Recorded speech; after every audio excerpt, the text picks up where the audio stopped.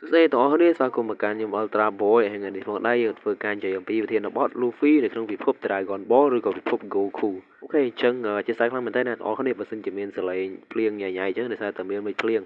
អូខេអញ្ចឹងកុំឲ្យខាតពេលយូរយើងទស្សនាជាមួយនឹងខ្ញុំទាំងអស់គ្នា Let's go អញ្ចឹងចំណុចទី1នោះគឺការមកដល់របស់ Luffy នៅក្នុងពិភព Dragon Ball បើសិនជាថ្ងៃមួយ Dr. Vegapunk គាត់បានសាកល្បងនៅបច្ចេកវិទ្យាថ្មីរបស់គាត់ហើយ Luffy ត្រូវបានផ្លាស់ប្ដូរទីតាំងទៅកាន់ពិភព Dragon Ball ដែលគេមិនស្គាល់អីសោះនៅទីនោះ Luffy បានជួបក្មេងប្រុសម្នាក់ដែលគាត់មានឈ្មោះថា Goku ដែលមានកម្លាំងថែមទាំងចម្លែកជាងគ្រប់សត្រូវដែលគាត់ធ្លាប់ជួបពីមុនមកហើយការប្រកួតដំបូងរបស់ Luffy ទល់ជាមួយនឹង Goku នោះគឺមិនមែនជាសង្គ្រាមទេប៉ុន្តែវាគឺជាការសាកចិត្តនិងការចង់ដឹងពីគ្នាផងដែររីទី2នោះគឺការប្រៀបធៀបកម្លាំងរវាង Haki ទល់ជាមួយនឹងកម្លាំង KI ឧទាហរណ៍បើសិនជា Luffy គាត់ប្រើកម្លាំង Haki របស់គាត់ទាំងអស់ហើយខណៈពេលនោះដែរ Goku ក៏បានប្រើ KI ដែលជា energy ពិសេសនៅក្នុង Dragon Ball គឺមានភាពខុសគ្នាដូចជា Haki គឺផ្អែកទៅលើចិត្តនិងឥទ្ធិពលរបស់ខ្លួនចំណែកឯ KI វិញគឺផ្អែកទៅលើការប្រមូលថាមពលនៅក្នុងខ្លួនយើងអាចនឹកឃើញថា Haki គឺអាចសម្លាប់សត្រូវបានដោយងាយស្រួលហើយ KI គឺបង្កើតថាមពលចេញពីចិត្តនិងឆន្ទៈដូចជា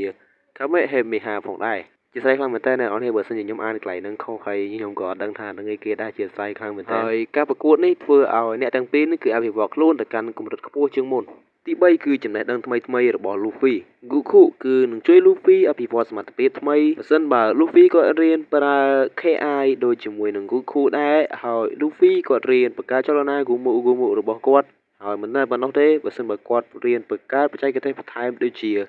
ហ្គាទី5របស់គាត់ទៀតគឺវារត់តែល្អហើយបើសិនបើ Luffy គាត់រៀនជាមួយនឹង Instant Transmission ដើម្បីបង្ហាញពីភាពរហ័សរហួនរបស់គាត់គឺវារត់តែល្អបន្ថែមទៀតហើយទី4នោះគឺការបញ្ចូលជាមួយនឹងវារៀនល្បីៗរបស់ Dragon Ball អ្នកទាំងអស់គ្នាសាកគិតមើលថាបើសិនបើ Luffy គាត់នឹងចូលបញ្ចូលជាមួយនឹងវារៀនល្បីៗនៅក្នុងពិភព Dragon Ball ទៀតតើវាមានអ្វីកើតឡើងខ្លះទៅឧទាហរណ៍ថាបើសិនជា Luffy បានចូលរួមជាមួយនឹង Goku ដើម្បីប្រយុទ្ធនឹងវារៀនដូចជា